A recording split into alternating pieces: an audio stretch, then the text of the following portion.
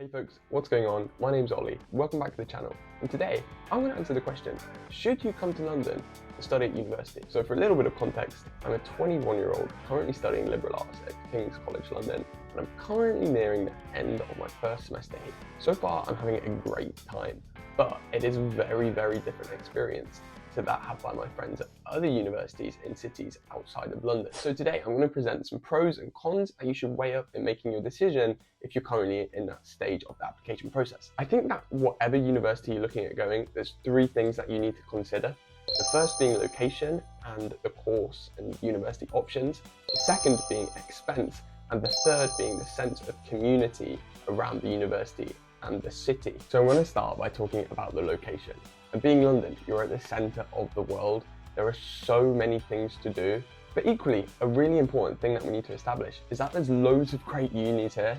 You've got King's, UCL, Imperial, LSE, Queen Mary, UAL, like I could go on. There's so many courses catering for such a wide variety of different interests. Like you're going to find something here for sure. And equally, with so much to do, your commute to school is going to be filled with an amazing array of different landmarks. So like when I'm walking to campus, I'm walking past St Paul's, Borough Market, London Bridge, I can see Tower Bridge off in the distance. And then equally, when you're in the centre, you can see so many different things. And I think that's something that you can really begin to kind of take for granted if you don't have that sense of perspective that kind of grounds you. Like you're in the middle of this cultural tourist capital of the world, and that's something that you can reflect on, I think, in your later years, and you can look back and be like, oh, in my 20s, in my late teens, whatever, I was just living in the center of everything, right? There's so much happening. And kind of leading on to that point, there's so many events that happen in London just by virtue of it being A, the capital city, but B, it's really this kind of center, this pull for everybody around the world. So the point being, right, you can never really get bored. There's that famous quote where it's like, oh, when you're tired of London, you're tired of life. And it is so true. Like even if you're in your room or whatever studying, you can always just stand up, take a break, go for a little walk, and you're bound to see something happening just because the city is so active, more so than anywhere else in the UK. So in terms of its location and its kind of cultural prestige, London has a lot going for it. It's got so many pros in just terms of things you can do, places you can go, and things you can see. But with that, there are some cons that kind of come with its location. Not least, all of these kind of touristy places that I talked about before, Borough Market, the Globe Theatre, like lots of the museums and stuff, obviously mean that the city is defined in part by its appeal as a tourist destination. And I think considering a lot of the campuses and the buildings for the universities are located in like primarily the city of London and the city of Westminster, it means that typically your commute and your day-to-day, it's going to be really busy. That's just a reality of the city. It's got so many people here, so many people from all walks of life, but especially now as we're approaching Christmas, you can really feel the city take on this different energy as more and more tourists begin to flock into the centre. So sometimes you're on the tube in the morning, you're walking to school, and it's just so busy. And even though there are so many events and things going on in the city, sometimes it's not that easy to see them. And like occasionally, right, you can stumble across something interesting happening around like Leicester Square. But if you want some more of those like niche things that you might not hear about, that can be a little bit harder to come across. But then on the flip side, there are so many influencers, accounts on like social media and things in the news. And one of my favorite social media sort of channels is Secret London. And essentially they give you a rundown of all the things that are kind of happening in London to look forward to, because it is such a cultural epicenter. But yeah, so that's a little bit about the location and the opportunities that come just by being in London. But the second most important thing to think about when deciding on your university is probably expense and cost of living, like your day-to-day. I'll be honest, London does have this reputation of being an exceedingly expensive place to live. I mean, it does hold to be true. However, especially being a student, there are some options available to kind of mitigate this cost. I think one of the best ways is transport. So obviously it's such a walkable city, especially if in your first year you're staying in halls, like more in zone 1, sort of zone 2. You can walk to a lot of places. Equally, if you're like a cyclist, you can bike to a lot of places, whilst tubes, especially around peak hour, are really expensive. You can link your Oyster card with a rail card and then get a third off, which kind of brings the fare more in line with bus fares.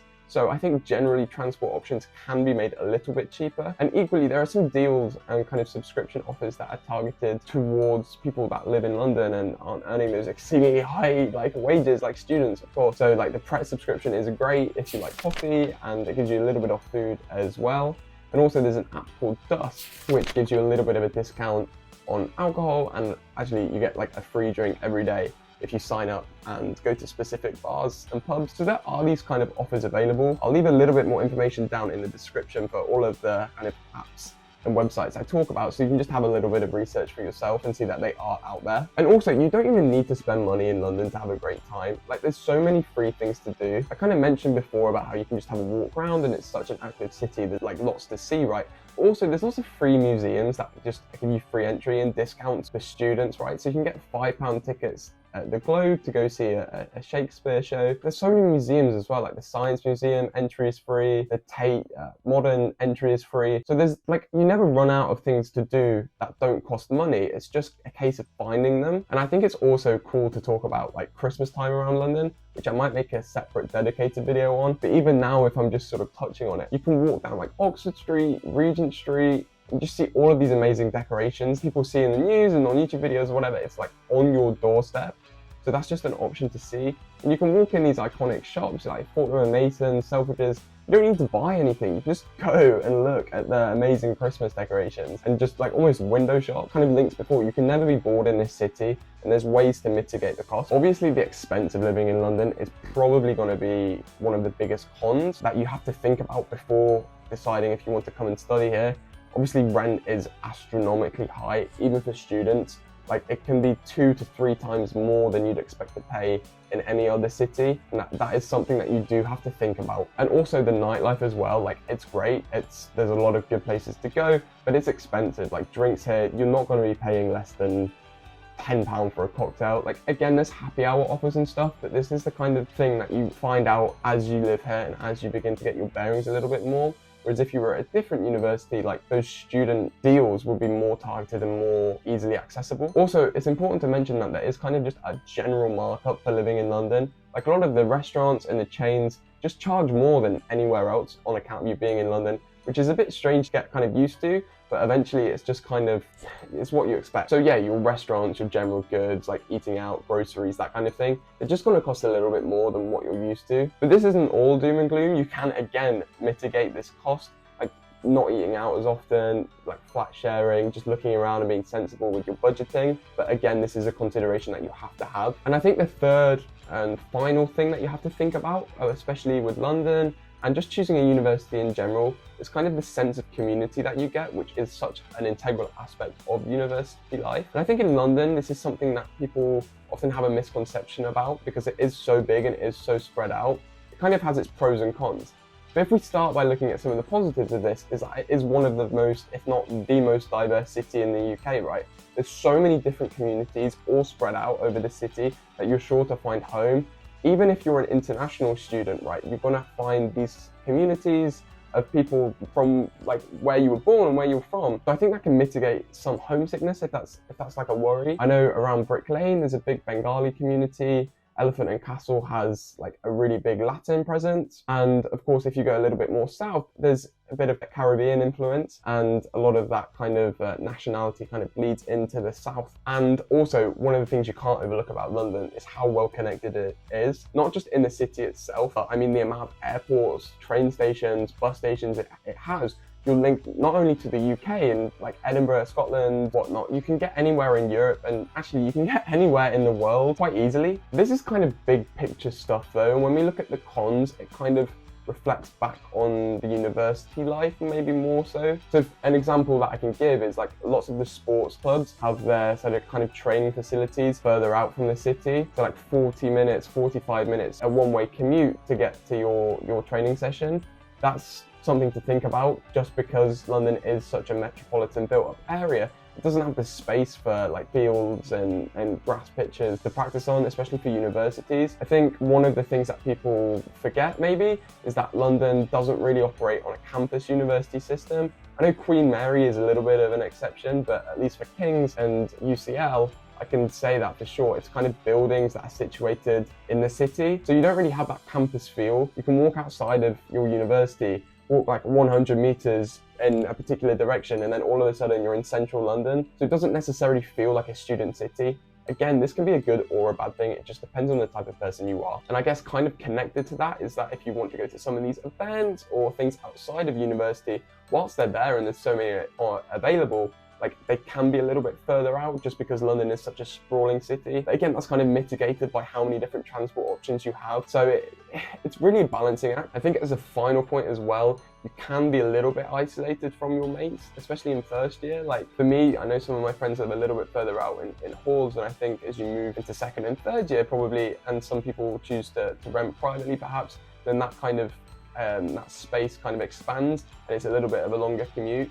But like I say, you really have to think about the different options that London brings to the table. So you have lots of things to do, but again, this kind of comes at the cost of things being so spread out. But then equally, there's like lots of options to get to these things. So again, like I say, it's a balancing act. So let's reflect a little bit on those three big picture aspects: the location and choice of university, expense, and kind of sense of community, and I guess university student experience. I think we can have a little bit more of an idea of how London fits into this. So of course, location for me, it's unrivaled. You're not really going to find a better city in the UK, never mind in Europe or the world, to study in and to live in. I think it's such an incredible experience to have that in London. And on top of that, it's got some of the best universities in the world with such wide ranging courses, right, to choose from. So you're you've almost got too much choice. Expense. So whilst it is an expensive city to live in, there are some options out there that you kind of have to hunt for a little bit, but hopefully I've kind of shown some that are available that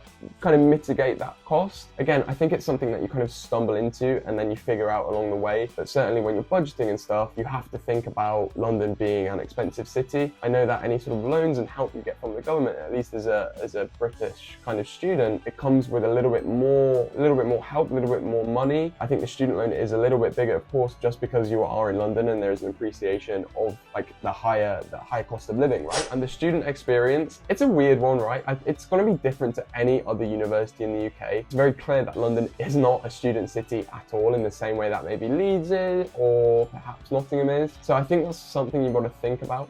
Like there are a lot of clubs and societies that are available within the university. Sometimes the commute to these like training sessions and stuff is a little bit far, but they do exist. And on top of that, there's a lot of things you can do outside of university. So you don't need to be completely involved in university. You can kind of form a life outside of that. And yeah, kind of just build this life in London rather than building a life solely around the university. I mean, if that's something that appeals to you, that's definitely something that London stands out in. So yeah, if we think about now trying to sum everything up, would I recommend London as a university city? Absolutely. I think if you have the opportunity and like the means to come to London and study, come, it's fantastic. But at the same time, be aware that it's probably more suited towards somebody a little bit more independent and somebody that's willing to kind of actively search for a sense of community rather than kind of passively absorb all of the options that university gives you. And also, whilst it's expensive to live here and study here, there's lots of options to mitigate that cost. And I've not even spoken about like the plethora of job opportunities available to students and ways to kind of supplement your student loan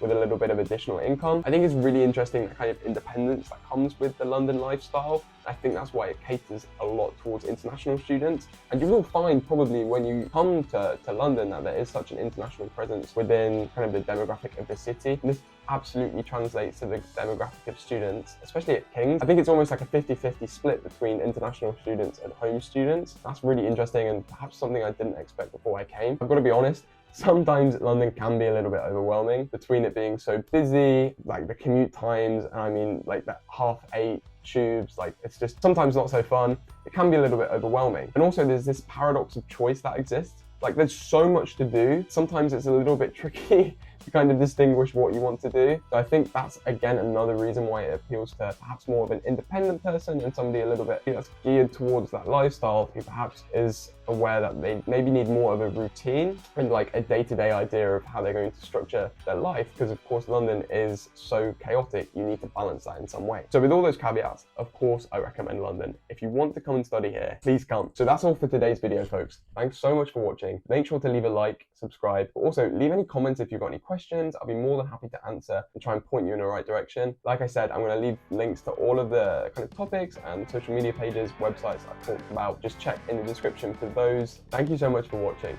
And what I wish I knew before I came to study in London is that you're going to get such a unique experience, but you need to actively search for that experience, and it makes you more of an independent person.